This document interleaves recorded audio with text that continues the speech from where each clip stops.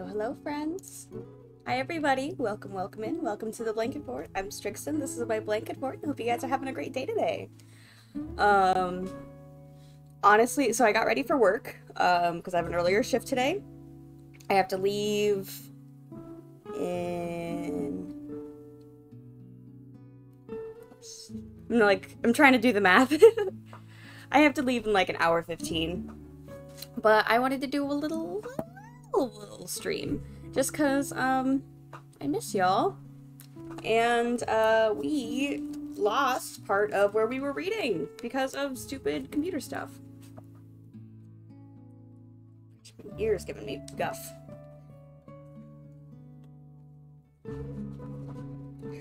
Gotta love the, like, light thing that's going on over here. There's ghosts afoot! Ghosts!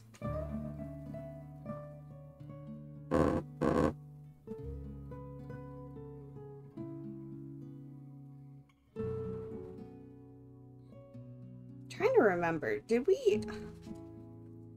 What actually got read? Not me jumping to YouTube to see what I've uploaded.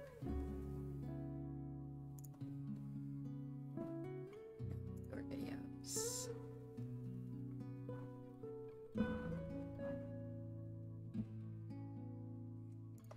Alright, we got a Drizzt part 2 up. How far did that go?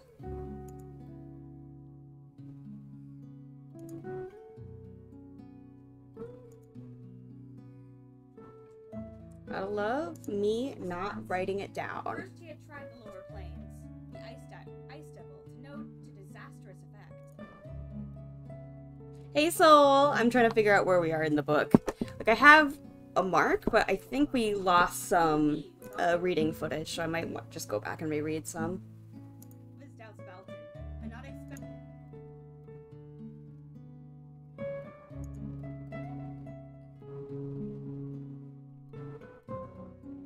Only a tenth of his life was behind him was not comforting one to Alton DeVere this night. How long will I survive? He asked himself. You are the girl who read Legend of These nuts? I'm reading Legend of Drizzt, yes. That's bait. These nuts. It's not even good bait. It's bad bait.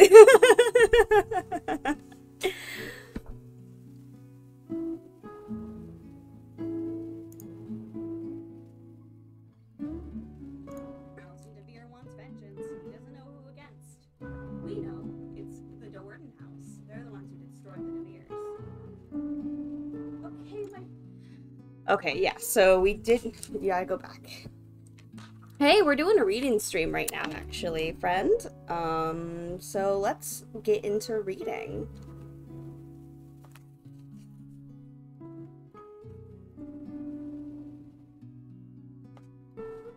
Alright, so we're on chapter 8. Kindred. Zack pressed in with a series of low thrusts. Drizzt tried to back away quickly and return to even footing. But the relentless assault followed his every step, and he was forced to keep his movements solely on the defensive. More often than not, Drizzt found the hilts of his weapons closer to Zack than the blades. Zack then dropped into a low crouch and came up under Drizzt's defense. Drizzt swirled his scimitars in a masterful cross, but he had to straighten stiffly to dodge the weapon master's equal deft assault. Drizzt knew that he had been set up, and he fully expected the next attack as Zack shifted his weight to his back leg and dived in. Both sword tips aimed for Drizzt's loins. Drizzt spat a silent curse and spun his scimitars into a downward cross, meaning to use the V of his blades to catch his teacher's swords. On a sudden impulse, Drizzt hesitated as he intercepted Zack's weapon, and he jumped away instead, taking a painful slap on the inside of one thigh. Disgusted, he threw both of his scimitars on the floor. Zack, too, leaped back. He held his sword out to his sides, a look of sincere confusion on his face. "You should not have missed that move," he said bluntly. The parry is wrong, Drizzt replied. Awaiting further explanation, Zack lowered one sword tip to the floor and leaned on the weapon. In past years, Zack had wounded, even killed, students for such blatant defiance. The crossdown defeats the attack, but to what gain? Drizzt continued. When the move is completed, my sword tips remain down too low for any effective attack routine. You're able to slip back and free. But you have defeated my attack. Only to face another, Drizzt argued. The best position I can hope to obtain from a crossdown is an even stance. Yes, Zack prompted, not understanding a student's problem with that scenario. Remember your own lesson, Drizzt shouted. Every move should bring an advantage, you preach to me, but I see no advantage in using the crossdown. You recite only one part of that lesson for your own purpose, Zack scolded, now growing equally angry. Complete the phrase or use it not at all. Every move should bring an advantage or take away a disadvantage. The crossdown defeats the double thrust low, and your opponent obviously has gained the advantage if he even attempts such a daring offensive maneuver. Returning to an even stance is far preferable at that moment. The parry is wrong, Drizzt said stubbornly. Pick up your blades, Zack growled at him, taking a threatening step forward. Drizzt hesitated, and Zack charged, his swords leading. Drizzt dropped to a crouch. Sorry, doing something. Snatched up his scimitars and rose to meet the assault, while wondering if it was another lesson or a true attack. The weapons master pressed furiously, snapping off cut after cut and backing Drizzt around in circles. Drizzt defended well enough, and began to notice an all too familiar pattern as Zack's attacks came consistently lower, again forcing the hilt of Drizzt's weapon up and out of the scimitar's blades. Drizzt understood that Zack was meant to prove his point with his actions, not words. Seeing the fury on Zack's face, though Drizzt wasn't certain how far the weapons master would carry his point. If Zack proved correct in his observations, would he strike again to Drizzt's thigh? Or to his heart? Zack came up and under, and Drizzt stiffened and straightened. Double thrust to low, the weapons master growled, and his swords drived in. Drizzt was ready for him.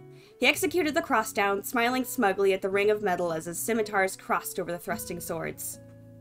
Drizzt then followed through with only one of his blades, thinking he could deflect both of Zack's swords well enough in that manner. Now with one blade free of the parry, Drizzt spun it over in a devious counter. As soon as Drizzt reversed the one hand, Zack saw the ploy, a ruse he had suspected Drizzt would try. Zack dropped down one of his own sword tips.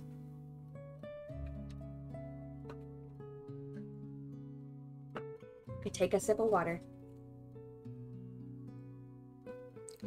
Zack dropped down on one of his own sword tips, the one nearest to the hilt Drizzt's single parrying blade, to the ground, and Drizzt, trying to maintain an even resistance and balance along the length of the blocking scimitar, lost his balance.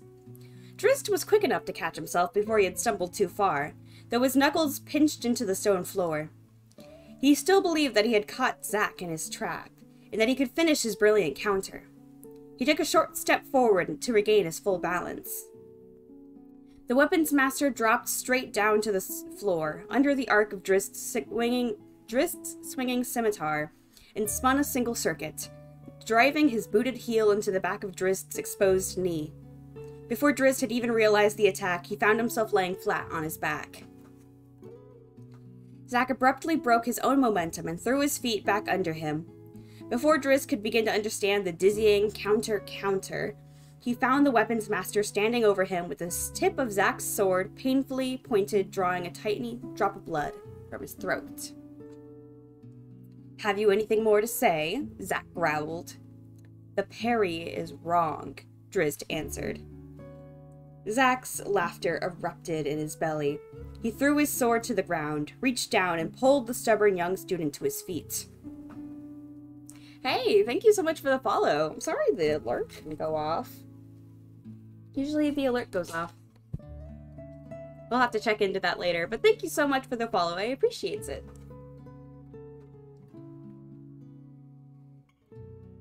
Alright, Zack's laughter erupted from his belly. He threw his sword to the ground and reached down and pulled the stubborn young student to his feet. He calmed quickly, his gaze finding that of Drizzt's lavender orbs as he pushed the student out to arm's length. Zack marveled at the ease of Drizzt's stance, the way he held the twin scimitars almost as if they were a natural extension of his arms. Drizzt had been in training only a few months, but already he had mastered the use of nearly every weapon in the vast armory of House Do'Urden. Those scimitars! Drizzt's chosen weapons with curving blades that enhanced the dizzying flow of the young fighter's sweeping battle style. With those scimitars in hand, this young drow, barely more than a child, could outfight half the members of the academy. A shiver tingled through Zack's spine when he pondered just how magnificent Drizzt would be after years of training. It was not just the physical abilities and the potential of Drizzt Do'Urden that made Zack Nefane pause and take note, however. Zack had come to realize that Drizzt's temperament was indeed different from that of the average drow. Drizzt possessed a spirit of innocence and lacked any maliciousness. Zack couldn't help but feel proud when he looked upon Drizzt. In all manners, the young drow had held to the same principles, morals so unusual in Nenzobaranzan, as Zack. Drizzt had recognized the connection as well, though he had no idea how unique his and Zack's shared perceptions were in the evil drow world. He realized that Uncle Zack, actually his father, but was different from any of the other dark elves he had come to know, though that included only his own family and a few dozen of the house soldiers. Certainly Zack was much different from Briza, Drizzt's older sister, oldest sister, I should say. They're all older than him. With her zealous, almost blind ambitions and the mysterious religion of Lolth. Certainly Zack was different from Matron Malice, Drizzt's mother, who seemed never to say anything at all to Drizzt unless it was a command for service. Zack was able to smile at situations that didn't necessarily bring pain to anyone. It was the first drow Drizzt had met who was apparently content with his station in life. Zack was the first drow Drizzt had ever heard laugh. So, OMG, spoilers. I mean, it's so obvious right from the beginning. They make it pretty clear who is Drizzt's father. It's for sure, like they all say, like we all know it's not Malice's current dude. I don't remember his name. What is his name? Current dude. Current, like, person she's, you know, pegging.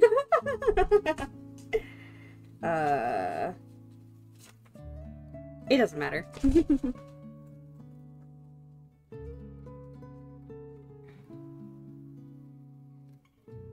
A good try, the weapons master conceded, of Drizzt's failed counter. In real battle, I would have been dead, Drizzt replied. Surely, said Zack, but that is why we train.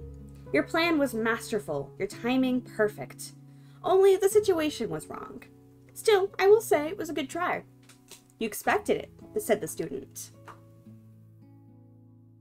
Sorry, I thought the Z made it clear. I was joking. I get you, I get you. Hi, welcome in. Welcome to the Blanket Fort. I hope you're having a good day today. Zack smiled and nodded. That is perhaps because I have seen the maneuver attempted by another student. Against you? Drizzt asked, feeling a little less special now that he knew his battle insights were not so unique. Hardly, Zack replied with a wink. I watched the counter fail from the same angle as you, to the same result. Drizzt's face brightened again. We think alike, he commented. We do, said Zack, but my knowledge has been increased by 4 centuries of experience, while you have not even lived through a score of years. Trust me, my eager student. The cross-down is the correct parry. Perhaps, Drizzt replied. Zack hid a smile. When you find a better counter, we shall try it. But until then, trust my word. I have trained more soldiers than I can count. All the army of House Do'Urden, and 10 times that number when I served as master of Melee Magthair. I taught reason, all of your sisters and both of your brothers. Both? Zack paused and shot a curious glance at Drizzt. I see, he said after a moment. They never bothered to tell you. Zack wondered if it was his place to tell Drizzt the truth. He doubted that Matron Malice would care either way. She probably hadn't told Drizzt simply because she hadn't considered the story of Nalfane's death worth telling. Yes, both, Zack decided to explain. You had two brothers when you were born. Dinan, whom you know, and an older one, Nalfane, a wizard of considerable power. Nalfane was killed in battle on the very night he drew your first breath. Against dwarves or vicious gnomes? Drizzt squeaked, as wide-eyed as a child begging for a frightening bedtime story. Was he defending the city from evil conquerors or rogue monsters? Zack had a hard time reconciling the warped perceptions of Drizzt's innocent beliefs. Bury the young in lies, he lamented under his breath. But to Drizzt, he answered, no. Then against some opponent more foul, Drizzt pressed? Wicked elves from the surface? He died at the hands of a drow, Zack snapped in frustration, stealing the eagerness from Drizzt's shining eyes. Drizzt slumped back to consider the possibilities, and Zack could hardly bear to watch the confusion that twisted his young face. Also, if you guys can hear that, my cat's using his litter box, which, baby, that's loud. I mean, he's allowed. I mean, cat's gotta go when a cat's gotta go. Use the mat we put out for you. Don't just track litter everywhere. I'm gonna have to vacuum later. Anyways. Drizzt slumped back to consider the possibilities, and Zack could hardly bear to watch the confusion that twisted his young face. War with another city? Drizzt asked somberly. I did not know. Zack let it go at that. He turned and moved silently towards his private chamber. Let Malice or one of her lackeys destroy Drizzt's innocent logic. Behind him, Drizzt held his next line of questions in check, understanding that the conversation and the lesson was at an end. Understanding, too, that something important had just transpired. The weapons master battled Drizzt through long hours as days blended into 10 days, and 10 days into months. Time became unimportant. They fought until exhaustion overwhelmed them, and went back to training floor again as soon as they were able. By the third year, at the age of 19, Drizzt was able to hold out for hours against the weapons master, even taking the offensive in many of their contests. Zack enjoyed these days. For the first time in many years, he had met one with the potential to become his fighting equal. For the first time that Zack could remember, laughter often accompanied the clash of adamantine weapons in the training room. He watched Drizzt grow tall and straight, attentive and eager, and intelligent. The masters of the academy would be hard put just to hold a stalemate against Drizzt, even in his first year. That thought thrilled the weapons master as long as it took him to remember that the principles of the academy, the precepts of drow life, and what they would do to his wonderful student. How they would steal that smile from Drizzt's lavender eyes. A pointed reminder of that drow world outside the practice room visited them one day in the person of Matron Malice. Address her with proper respect, Zack warned Drizzt when Maya announced the matron's mother's entrance.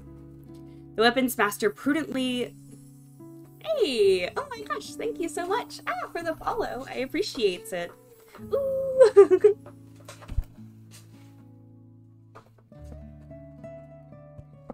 That time the follow alert worked. I wonder why I didn't the other time. Alright. The weapons master prudently moved out a few steps to greet the head of House Do'Urden privately. My greetings, matron, he said with a low bow. To what do I owe the honor of your presence? Matron Malice laughed at him, seeing through his facade. So much time do you and my son spend in here, she said. I came to witness the benefit to the boy. He is a fine fighter, Zack assured her. He will have to be, Malice muttered. He goes to the academy in only a year. Zack narrowed his eyes at her doubting words and growled. The academy has never seen a finer swordsman. Matron walked away from him to stand before Drizzt. I doubt not your prowess with the blade, she said to Drizzt, as she shot a sly glance back at Zack as she spoke the words. You have the proper blood. There are other qualities that make up a drow warrior. Qualities of the heart. The attitude of a warrior. Drizzt did not know how to respond to her. He had seen her only a few times in all of the last 3 years, and they had exchanged no words. Zack saw the confusion of Drizzt's face and feared the boy would slip up. Precisely what Matron Malice wanted. Then Malice would have an excuse to pull Drizzt out of Zack's tutelage, dishonoring Zack in the process, and giving him over to Deanon, or some other passionless killer. Zack may have been the finest instructor with the blade, but now that Drizzt had learned to use the use of weapons, Malice wanted him emotionally hardened. Zack couldn't risk it. He valued his time with young Drizzt too much. He pulled his swords from their jeweled scabbards and charged right by Matron Malice, yelling, "Show her, young warrior!" Drizzt's eyes became burning flames at the approach of his wild instructor. His scimitars came to his hands as quickly as if he had willed them to appear. It was a good thing they had. Zack came in on Drizzt with a fury that the young drow had never before seen. More so than even the times Zack had shown Drizzt the value of the cross-down parry. Sparks flew as the sword rang against scimitar, and Drizzt found himself driven back, both of his arms already aching from the thudding force of the heavy blows. "What are you—" Drizzt tried to ask. "Show her," Zack growled, slamming in again and again. Drizzt barely dodged one cut that would have surely killed him. Still, confusion kept his moves purely defensive. Zack slapped one of Drizzt's scimitars, then the other, out wide, and used an unexpected weapon, bringing his foot straight up in front of him and slamming his heel into Drizzt's nose. Ooh, high kick. Drizzt heard the crackle of cartilage and felt the warmth of his own blood running freely down his face. He dived back into a roll, trying to keep a safe distance from his crazed opponent, until he could realign his senses. From his knees, he saw Zack, a short distance away, approaching. "Show her," Zack growled angrily, with each determined step. The purple flames of fairy fire limned Drizzt's skin, making him an easier target. He responded the only way he could. He dropped a globe of darkness over him and Zack. Sensing the weapons master's next move, Drizzt dropped to his belly and scrambled out, keeping his head low. A wise choice.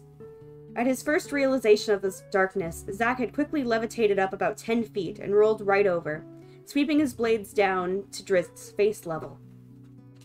When Drizzt came clear of the other side of the darkened globe, he looked back and saw only the lower half of Zack's legs. He didn't need to watch any more to understand the weapons master's deadly blind attacks. Zack would have cut him apart if he had not dropped low in the darkness. Anger replaced confusion. When Zack dropped from his magical perch and came rushing back out to the front of the globe, Drizzt let his rage lead him back into the fight. He spun a pirouette just before he reached Zack, his leading scimitar cutting a graceful arcing line and his other following in a deceptively sharp stab straight over that line. Zack dodged the thrusting point and put the backhand block on the other. Drizzt wasn't finished. He set up his thrusting blade into a series of short, wicked pokes that kept Zack on the retreat for a dozen steps and more. Back into the conjured darkness. They now had to rely on their incredibly keen sense of hearing and their instincts. Zack finally managed to regain a foothold, but Drizzt immediately set his own feet into action, kicking away whatever the balance of his swinging blades allowed for it. One foot even slipped through Zack's defenses, blasting the breath from the weapons master's lungs. They came back out to the other side of the globe, and Zack too glowed in the outline of fairy fire. The weapons master felt sickened by the hatred etched on his young student's face, but he realized that this time, neither he nor Drizzt had been given a choice in the matter. This fight had to be ugly, had to be real. Gradually, Zack settled into an easy rhythm, solely defensive, and let Drizzt, in his explosive fury, wear himself down. Drizzt played on, relentless and tireless.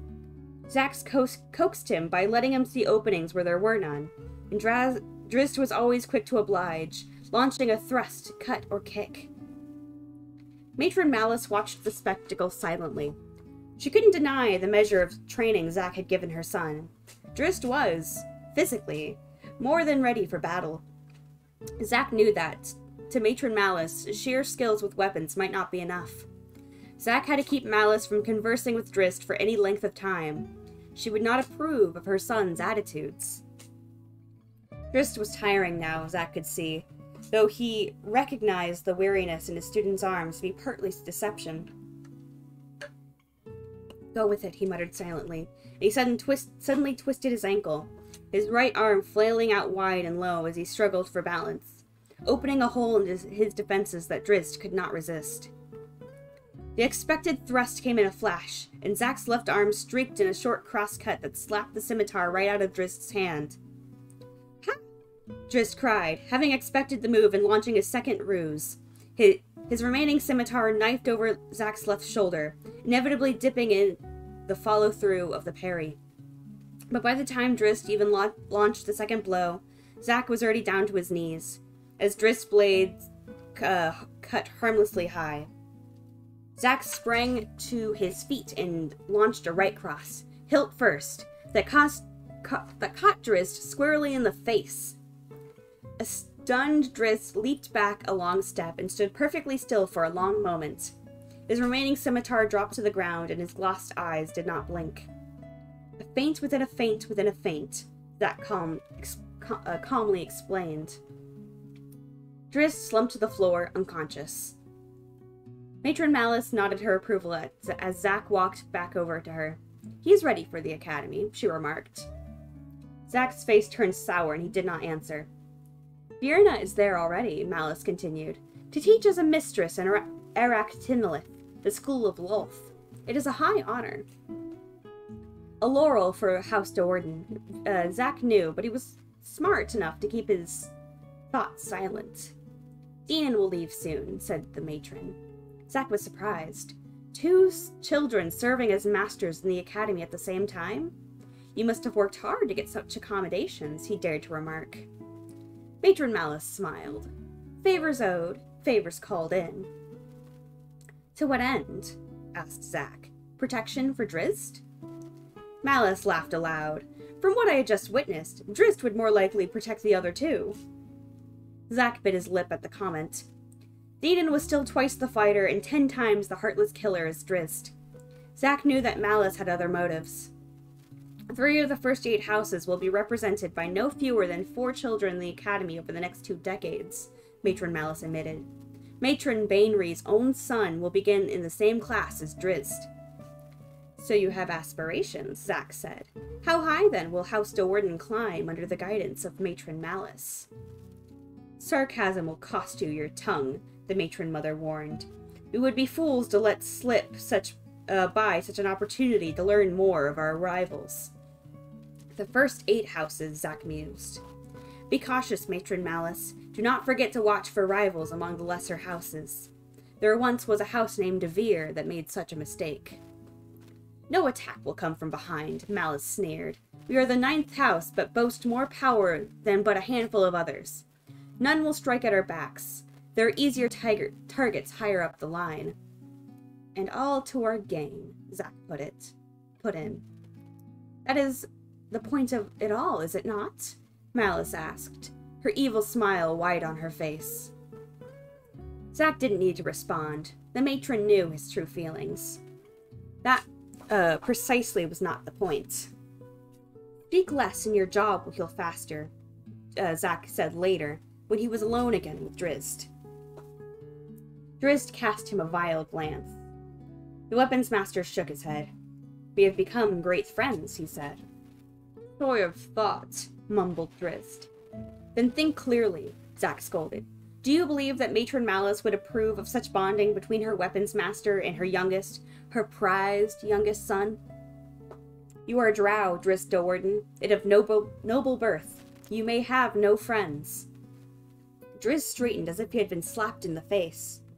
"No, none openly, at least," Zack conceded, laying a comforting hand on the youngster's shoulder. "Friends equate to vulnerability, inexcusable vulnerability. Matron Mallets would never accept. He paused, realizing that he was browbeating his students.